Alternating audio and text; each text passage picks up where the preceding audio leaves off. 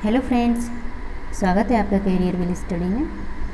आज हम आपके लिए लेकर आए हैं हिंदी का चैप्टर 3, आप भले तो जग भला।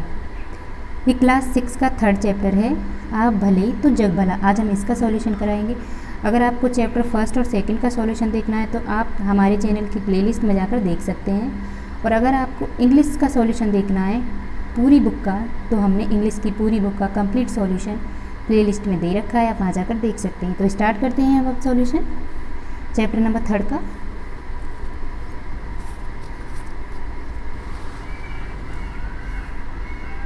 इसमें दे रखा है कुछ करने को, यानी कि पाठ में अनेक महापुरुष जैसे अब्राहम लिंकन, महात्मा गांधी, ईसा मसीह, सुकरात आदि द्वारा कही गई बातों का उपयोग दृष्टांतों के रूप में किया गया है। अन्य महापुरुषों ने भी विभिन्न विषयों पर इस तरह की बातें कही हैं, उनका संकलन कीजिए और उन्हें कागज़ पर बड़े बड़े अक्षरों में लिखकर कक्षा की दीवारों पर चिपकाएं। ठीक है, तो ये कॉपी का कार्य नहीं है, ये विद्यालय का कार्य है, आप विद्यालय में लिखकर चिपका सकते हैं। तो सेकंड क्वेश्चन है हमारे पास, इस पाठ का शीर्षक आप भले तो जग भला है। यह एक लोकोक्ति है, ये तो लोकोक्ति है, आप जानते हो। इस तरह की अनेक लोकोक्तियाँ दैनिक बोलचाल में प्रचलित हैं। किन्हीं 5 लोकोक्तियों को संकलन कीजिए और उनका भाव अपने शब्दों में लिखिए। ठीक है, तो 5 लोकोक्तियाँ हमें इस चैप्टर से अलग लिखनी हैं। ठीक है, तो वो 5 लोकोक्तियाँ हम लिख लेते हैं। कौन कौन सी हैं? एक मान लेते हैं, कर भला हो भला। दूसरों के साथ अच्छा करने से अपने साथ भी अच्छा होता है। ठीक है, ये पता है आपको। दूसरी लोकोक्ति है, अंत भला तो सब भला, यानी कि परिणाम अच्छा हो जाए तो सब कुछ अच्छा माना जाता है। अगला है, अंत भले का भला, अच्छे लोगों का अंत अच्छा ही होता है। ठीक है, अगला है, कहने से करना भला। इसका अर्थ है केवल बात करने से बेहतर है कुछ करके दिखाना। उसके बाद है, बैठे से बेगार भले। इसका अर्थ है कुछ भी ना करने से कुछ करना बेहतर है। ठीक है, तो पहले क्वेश्चन का आंसर हो चुका है। तो सेकंड क्वेश्चन हमने करा दिया आपको। अब है हमारे पास अगला, विचार और कल्पना। इसमें क्या है? काम है, हम महापुरुषों की वाणी और अपने से श्रेष्ठ जनों से प्रेरणा ग्रहण करते हैं। वे लोग जैसा कहते हैं वैसा ही करते हैं। ऐसे लोग हमें शीघ्र प्रभावित कर लेते हैं।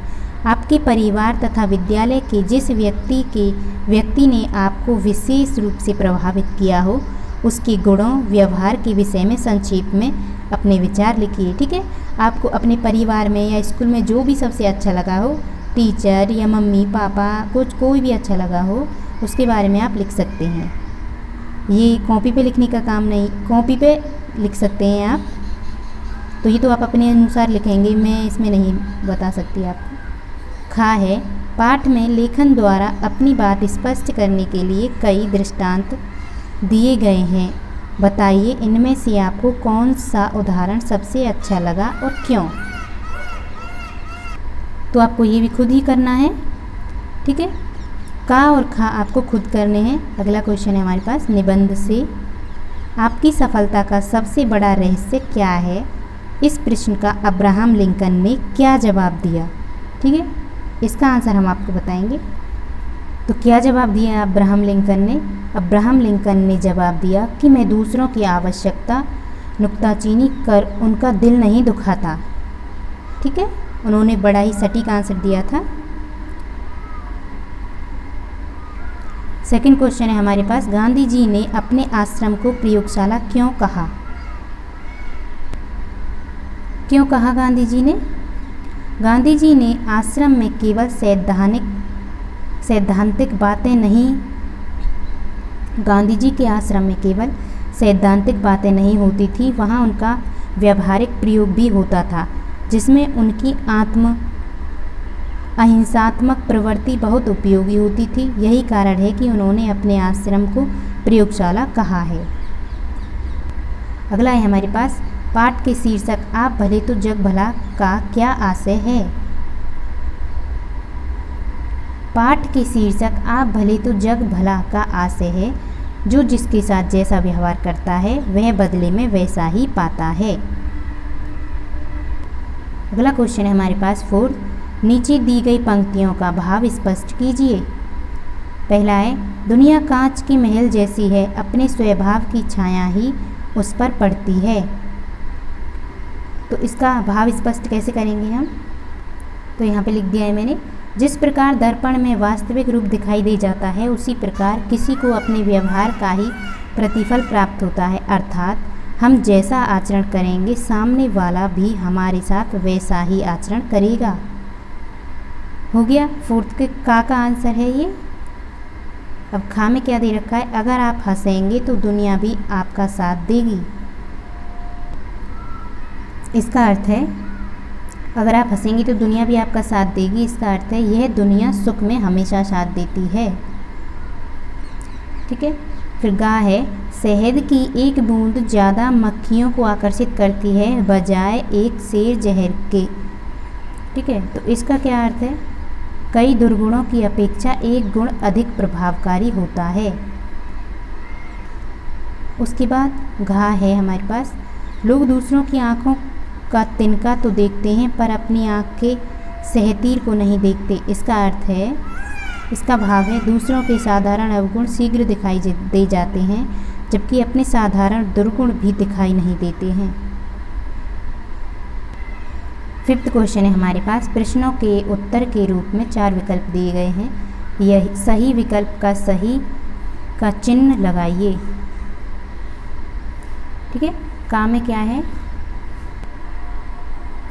का में क्या है, लोग आपसे प्रेम और नम्रता का बर्ताव करेंगे जब आप हमेशा लोगों के ऐबों की ओर देखेंगे, लोगों को अपना शत्रु समझेंगे, या फिर लोगों की ओर गुस्से से दौड़ेंगे, या लोगों के दोष न देखकर उनके गुणों की ओर ध्यान देंगे। तो क्या सही है, 4th, लोगों के दोष ना देखकर उनके गुणों की ओर ध्यान देंगे। ठीक है। खा में क्या है, बापू के किस गुण के कारण लोग उनकी ओर आकृष्ट होते थे? आलोचना के कारण, अनुशासन के कारण, कठोरता के कारण, प्रेम और सहानुभूति।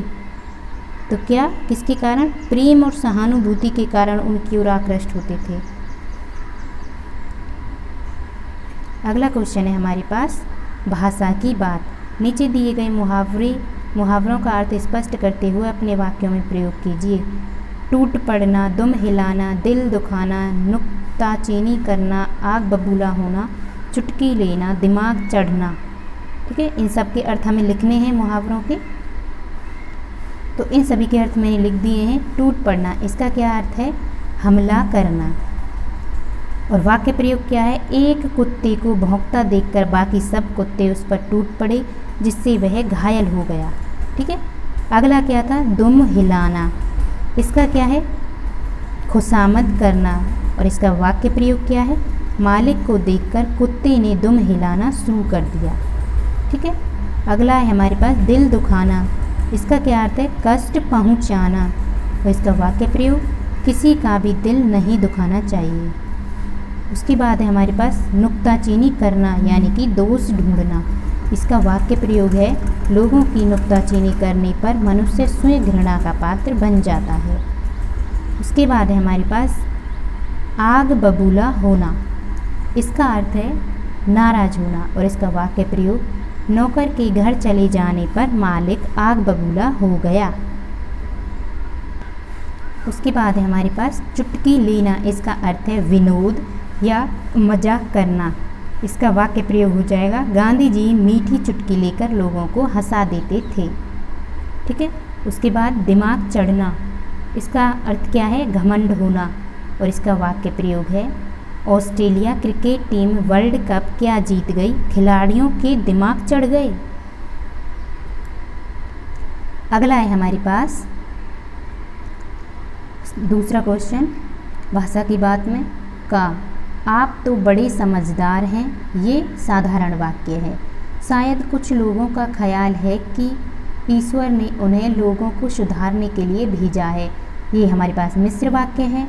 वह प्रसन्नता से उछला कूदा, अपनी ही छाया से खेला, खुश हुआ और फिर पूंछ हिलाता बाहर चला गया। ये संयुक्त वाक्य है। ऊपर 3 तरह के वाक्य दिए गए हैं, साधारण, मिश्र और संयुक्त। पाठ में आए हुए इन 3 प्रकार के कम से कम 2-2 वाक्यों को छांटकर लिखिए। ठीक है, 3 प्रकार के साधारण वाक्य, 2 साधारण वाक्य लिखने हैं हमें, 2 मिश्र वाक्य और 2 संयुक्त वाक्य। ठीक है, हम लिख लेते हैं उनसे अलग साधारण वाक्य। पहला है, दुनिया कांच के महल जैसी है। ठीक है, इसमें एक ही सेंटेंस में पूरी बात कर, एक ही वाक्य में पूरी बात कर दी है, तो ये साधारण वाक्य है। दूसरा, उनकी आँखों में आंसू छलछला आए, इसमें भी ये भी साधारण वाक्य, जिसमें एक ही क्रिया हो वो साधारण वाक्य होता है। मिश्र वाक्य, जो 2 उपवाक्यों से मिलकर बना होता है वो मिश्र वाक्य होता है। वह समझा कि ये सब उस पर टूट पड़ेंगे। ठीक है, वह समझा कि ये सब उस पर टूट पड़ेंगे, ये मिश्र वाक्य हो गया। और दूसरा उदाहरण है, वे मानते हैं कि उनका जीवन आचार और विचार आदर्श है। उसके बाद संयुक्त वाक्य है, मन में क्रोध जागृत हुआ और वे उठकर चल दिए, वह खूब खुश हुआ और कुत्तों की ओर अपनी पूंछ हिलाते हुए बढ़ा। ठीक है, संयुक्त वाक्य हो गया। तो 2 उदाहरण साधारण के, 2 मिश्र के और 2 संयुक्त के हमने करा दिए हैं आपको।